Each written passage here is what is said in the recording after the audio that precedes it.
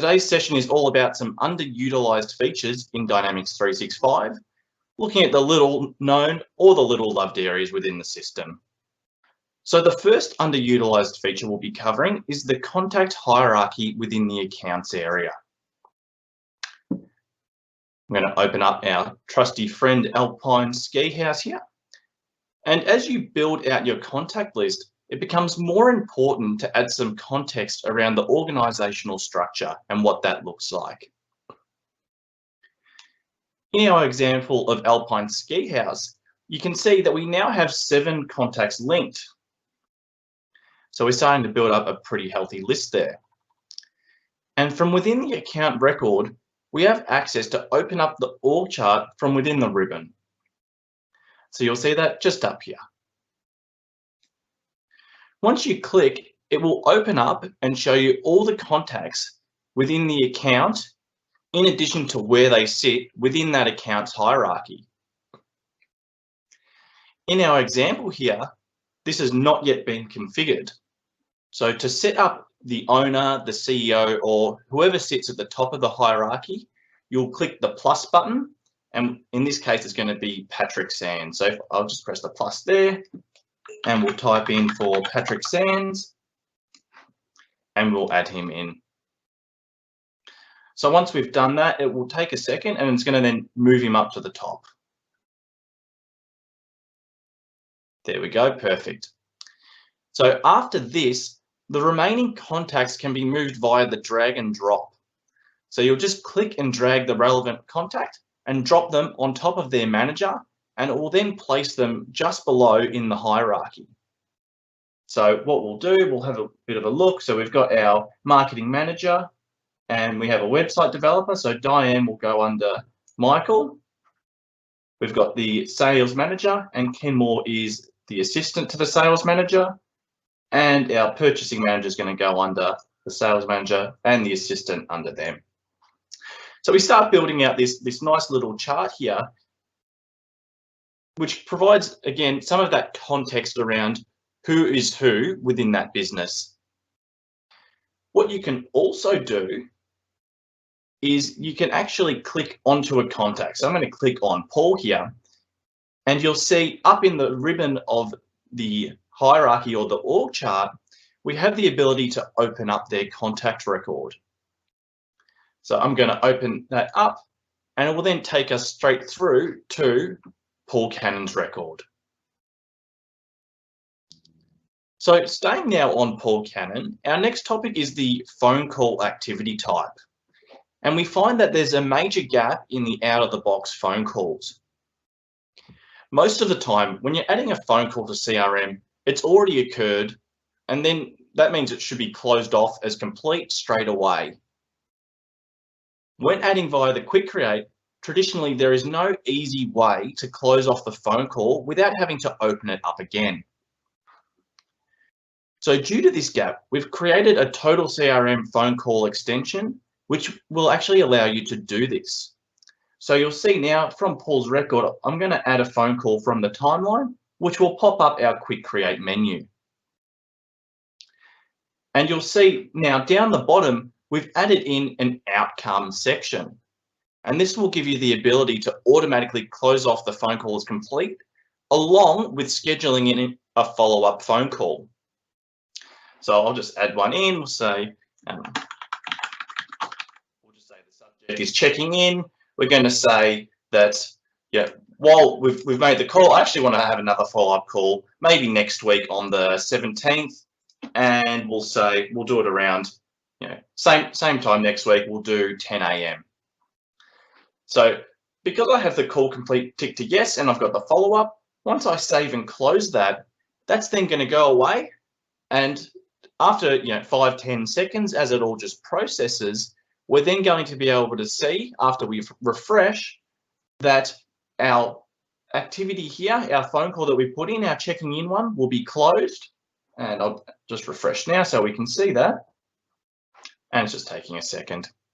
So because it's a background process, again, it can take a few seconds to go through. And it's just taking a second. But what we will be able to see is that our follow-up call with the same subject checking in, if I open this up, we'll be able to see that a lot of the information has come across. So we've copied across the subject along with the, we've added follow-up call at the start to make it more clear to you that this is the one that we're doing. We've also got the same to and the same from, the same direction, and then we also bring across the due date from what we put in to that follow-up date just before. And you'll now be able to see that our initial checking in phone call has been marked off as closed for us without having to go in and do those extra steps. So just a little time save, and really just to help you, because it is more intuitive when the phone call has already been completed to be able to close it off straight away without having to go back and forth within the record. It's just removing those excess steps that aren't necessary. So although this isn't an out-of-the-box feature, it does resolve a common issue, so we felt it was a worthy inclusion to our tips and tricks video. Next, we're going to move across to our quotes section within CRM. So I'm going to jump into the wants info quote here that we have. And here we are tying into one of our previous Byte sessions where we covered some document templates. So originally, if you wanted to make a PDF from your document template, your Word template that you had created, you would have had to click the three dots here, click the Word templates, select the one, and then it will download. And then once it's finally into the Word document, you'll then have to save that as a PDF. Well, now we can actually export directly to a PDF from the record. So you'll see now we have export to PDF. And if we click that, it's going to then open up a dialog box for us. And from this, you can cycle through the different templates that you have available for the entity. So we have two available here on our quotes entity. And you'll also be able to get a preview of what it's going to generate on the right-hand side. So our first one here that we're looking at is the print quote for customer, and you get all those nice details filled in for you. But we could then also cycle through and have a look at the quote summary and see what that one would look like. So these are some of the out-of-the-box ones, but any custom templates that you have built and added in, they'll also be available to use as well. So once you're happy with the document, we can then choose what to name the file. So I'm going to say, let's use the print quote for customer.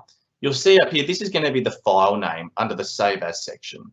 So by default, we've just got the name of the template, but I might call it, this is for School of Fine Arts, so we might say School of Fine Arts - print quote for customer. So that's then going to be the file name once we save this. And you'll see that we actually have three different options in terms of what we can do with this PDF. We can either download it, so it's going to be local on your PC. We can send it via an email in CRM, or you could actually save it directly to your SharePoint from here as well. So in this example, I might just download it to my local computer, and once that comes up, we'll open that up. So that's saved over here, and I'll drag it across. And here is my quote, easy as that. So it's a really nice tool, and again, just reducing all those extra steps that aren't exactly necessary to try and make it a little bit easier for you as well. So this feature can be used across any entities that you like within CRM. So any Word templates, doesn't matter which entity, you'll be able to use it across the entire system. It's not only just restricted to quotes. So you do have a bit of free range when it comes to the export to PDF function. You'll just have to turn it on per entity. But if you need any help with that, or you have any questions, again, send them through, or feel free to ask us or send an email later, and we'll be happy to work through that with you. Next, we're going to jump across from the CRM system to our Outlook, because a really common question that we receive is, how can I track emails in bulk to CRM?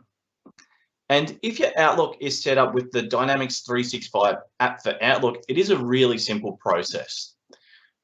So here I've got my Outlook inbox here available. And what you'll need to do is just select all the emails that you would like to track to Dynamics. So in this example, I might tick a couple. We'll tick these two, maybe these two down there, and another one from Simon there. So once you're happy with your list, then all you'll need to do is select the categories and then pick Tracked to Dynamics 365. So that will then update the categories there for you. And after a few minutes, all of these emails will then sync across to the relevant records within the CRM. So because we're not setting regarding, which is the more traditional way of doing it, or if you're wanting it to be linked against a specific record, what these emails will do is they'll link against all the records that have a matching email address in your CRM system. So this will link to whether they're in the from line, the to line, or if they've been CC'd into the email. And it will also look across both contacts and your users as well. So it'll link to all the relevant records that we have and provide you a nice overall picture there. Back to CRM for our last tip of the session. And this time we're going to be looking at dashboards. So everyone will know the traditional dashboards where we have some views and some charts to sort of provide you the key summary details of all the data that we have within the CRM.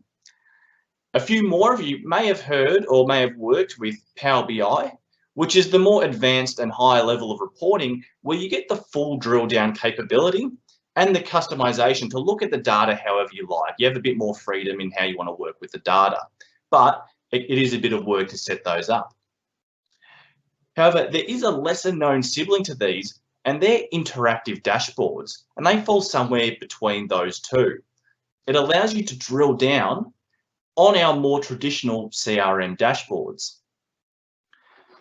I'll click the list here, and what you'll be able to see is we actually have a slightly different logo on the left-hand side, whether it's your standard dashboard or your interactive dashboard.